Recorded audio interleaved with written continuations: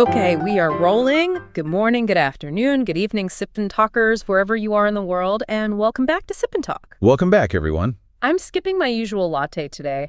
I think I need something more like an extra strong cold brew because the topic we're about to get into, it's just so chillingly rational in a way that feels completely counterintuitive. It really is. You know, your analogy about selling ice cream in winter really stuck with me. I was just in New York last week, saw one of those little carts, and I was thinking, if that guy doesn't start selling, I don't know, hot soup or something warm, how on earth does he make it to next summer? Right. Or is he so committed to the ice cream that he thinks if he just shouts, "Ice cream is the best," loud enough, the weather will just change for him? Exactly. And that is what we're digging into today. So many of you have asked us to tackle the logic of the KMT in Taiwan, this whole idea of, knowing it's not possible, but doing it anyway. It's a fascinating case of organizational psychology.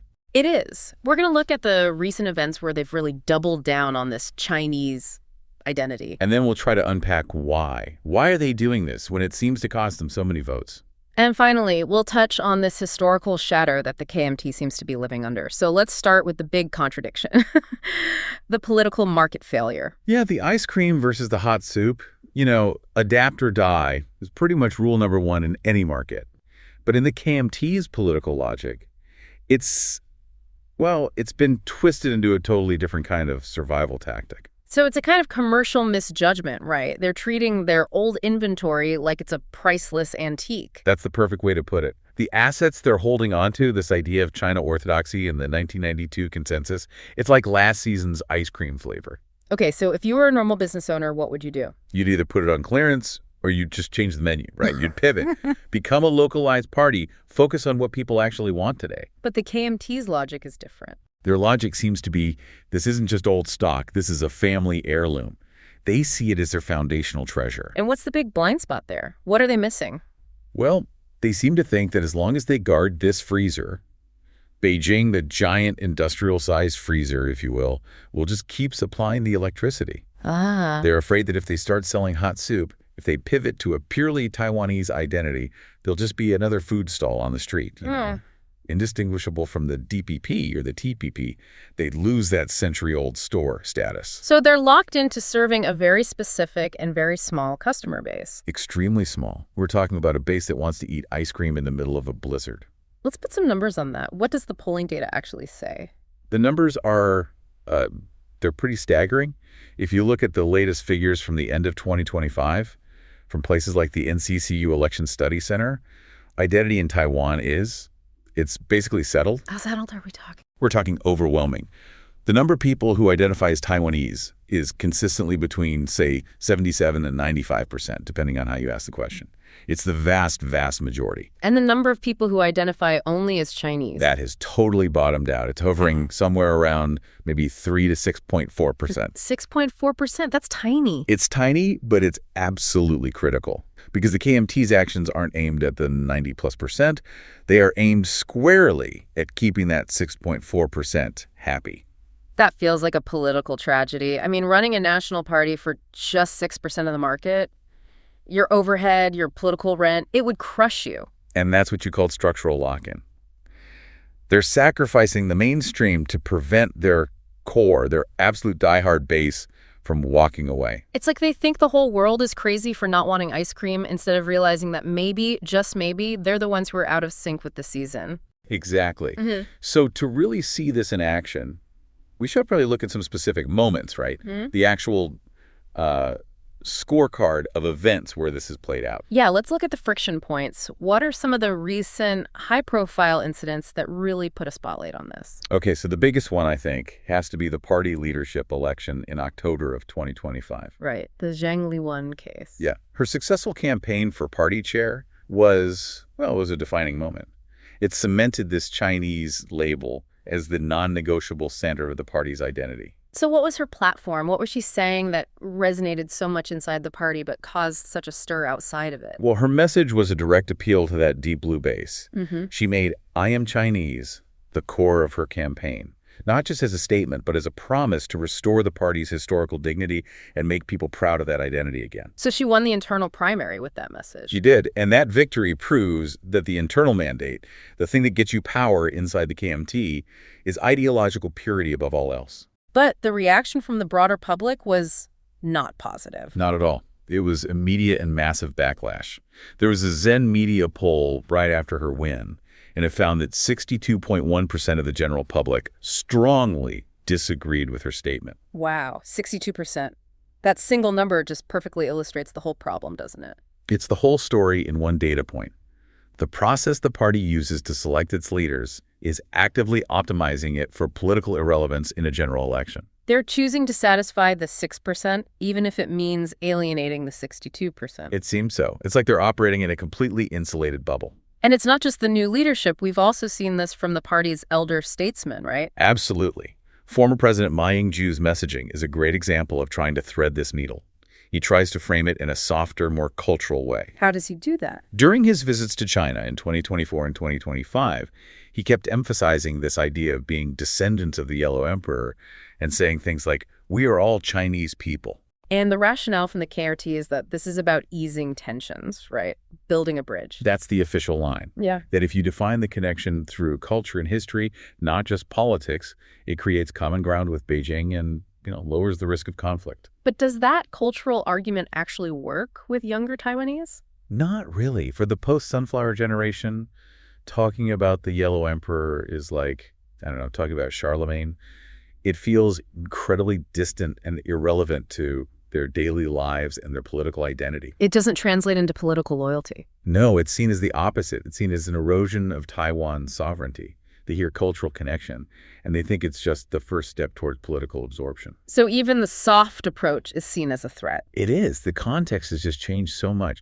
The KMT is trying to use a 5,000-year-old ancestry argument to solve a very 21st century problem about democracy and sovereignty. What about a more moderate approach? I remember the legislative speaker, Han Kuo-yu, tried a milder tactic.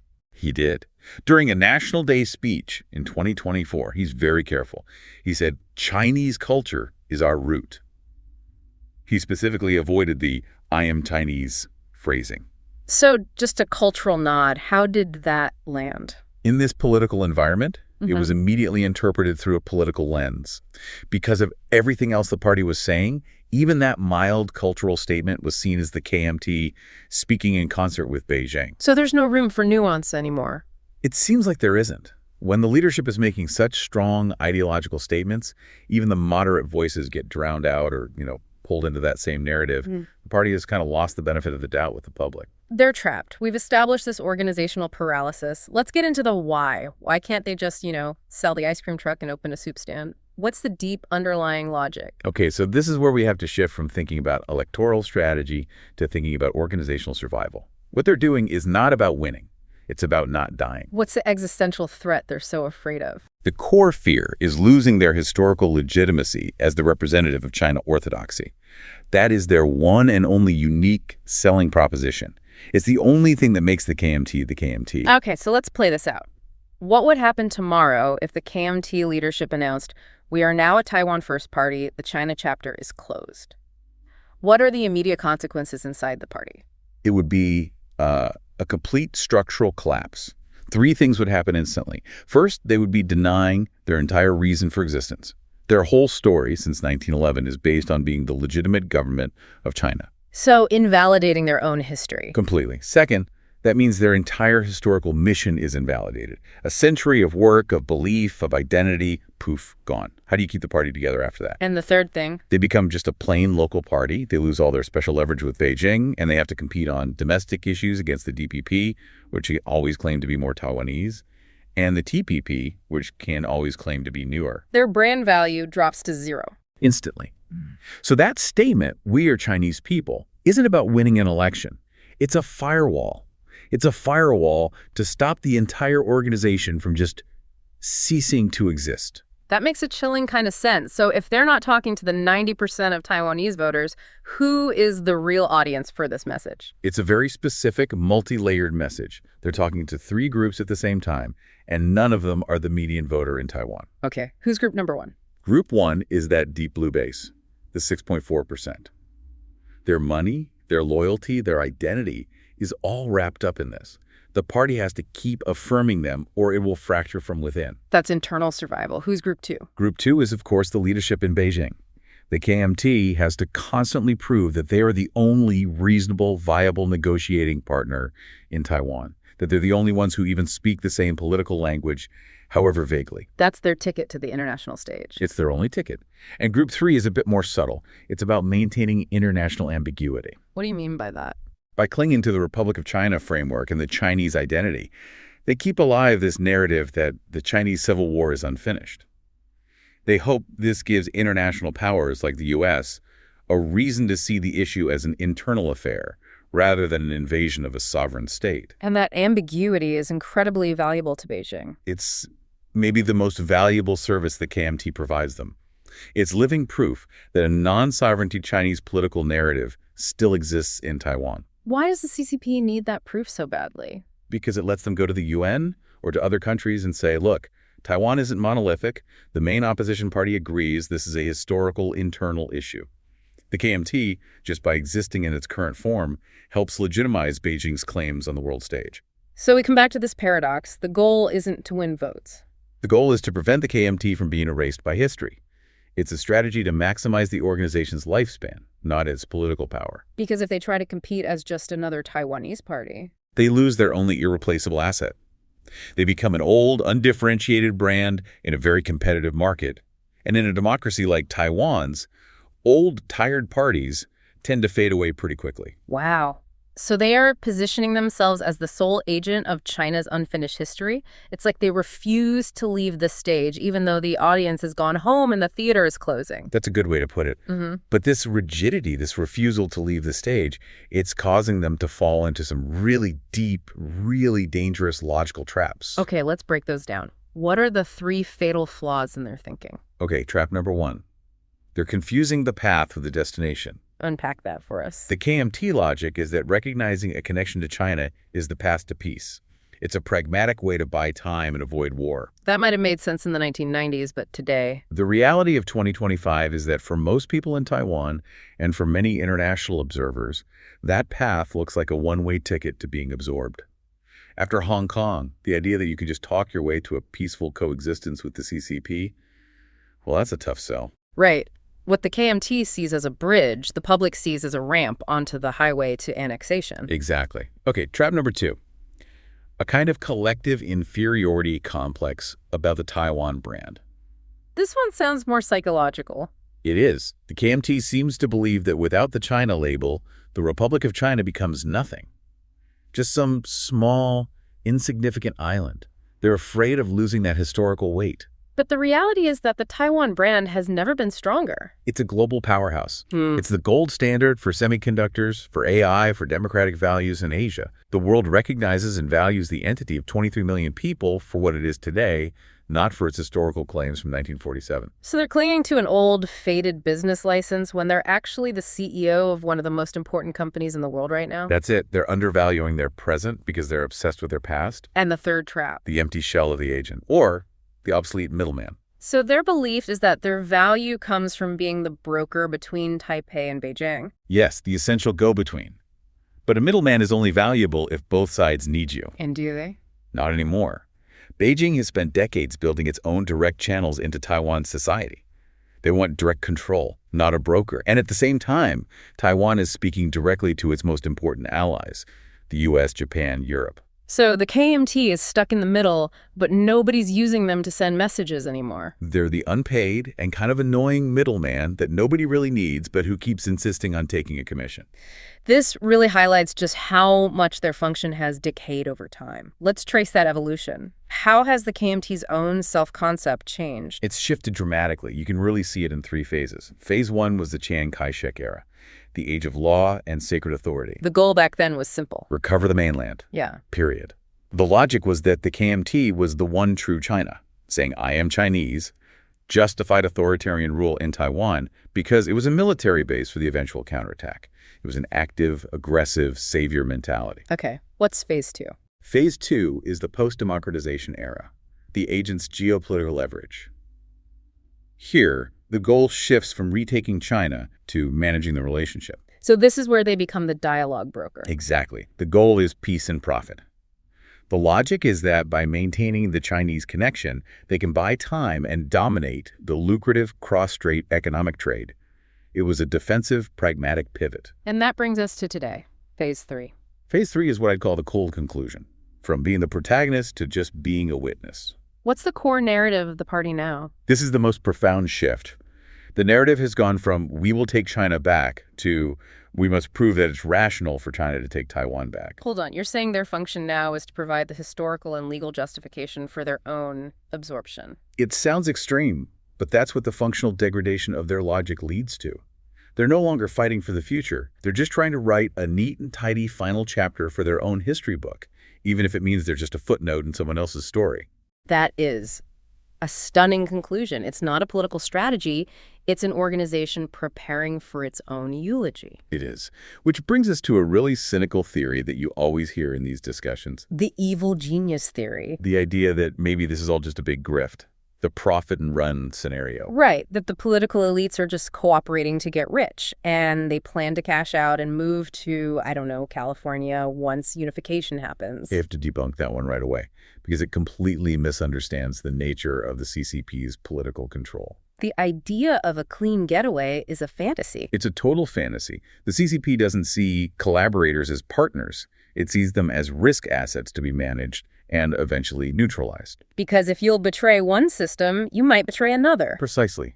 There is no exit strategy. To get deep into that system, you have to hand over, leverage your network, your financial information, compromising material. Once you've done that, you've lost control. Your passport, your assets, your family safety, they're not yours anymore. You think you're getting a golden handshake, but you're actually getting golden handcuffs. And we've seen this play out time and time again. Look at historical defectors, or even the pro-Beijing elites in Hong Kong. They get praised, given symbolic titles, and then they're hollowed out and put under surveillance. Which leads to the ultimate irony. Unification wouldn't just destroy Taiwan's democracy, it would destroy the KMT itself. It's the great paradox. The moment unification is achieved, the KMT's entire reason for being, their unique historical claim, becomes not just irrelevant, but a threat. Their value becomes zero the second they achieve their supposed goal. Think about it from the CCP's perspective. The KMT is the only other organization that has experience running a country called China. They have institutional memory and the ability to mobilize people. For a one-party state, that's not an ally. That's a substitute risk. So what would happen to the party itself?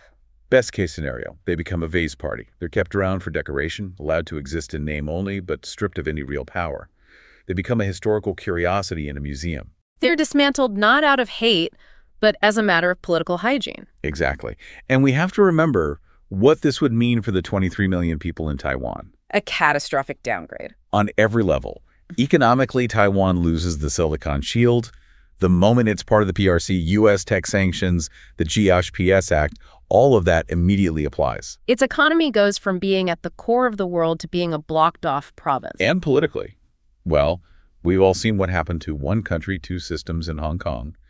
The credibility of Beijing's promises is zero. It's not just a change of system. It's an extinction event for a democratic way of life. The freedom to criticize your leaders, to own property securely, all of that disappears. It's a total transformation. Okay, this has been an incredibly deep and, frankly, sobering analysis. It's clear that the KMT is caught in a loop it can't seem to break. And the final takeaway really is that this isn't about stupidity. It's a classic case of path dependence. They're trapped by their own history, and they're more afraid of organizational death than they are of electoral defeat. They are protecting the past self of the party, not the future Taiwan.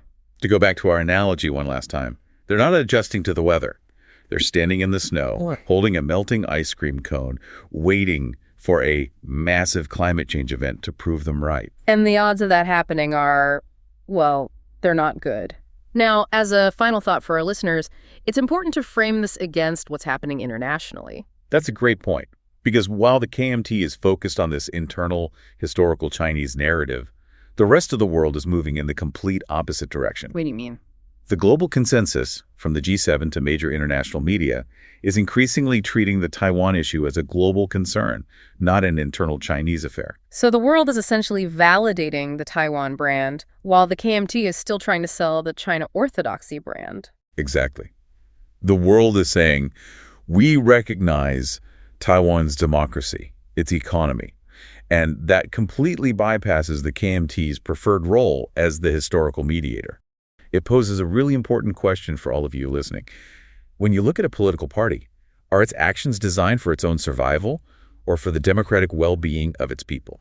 A crucial distinction to make. And on that note, we have to wrap up. This was an absolutely mind-opening discussion. Thank you for breaking down this complex logic so clearly. My pleasure. It's always fascinating to unpack the logic behind what seems illogical. And to all our Sip and Talkers, thank you for tuning in. We hope this gave you a lot to think about, that intersection of history, identity, and the cold, hard logic of organizational survival. If you enjoyed this deep dive, please make sure you subscribe to Sip and Talk wherever you get your podcasts. You won't want to miss what we have coming up. And we also want to give a quick shout out to our old friend Mickey's YouTube channel, Mickey to Life. Yes.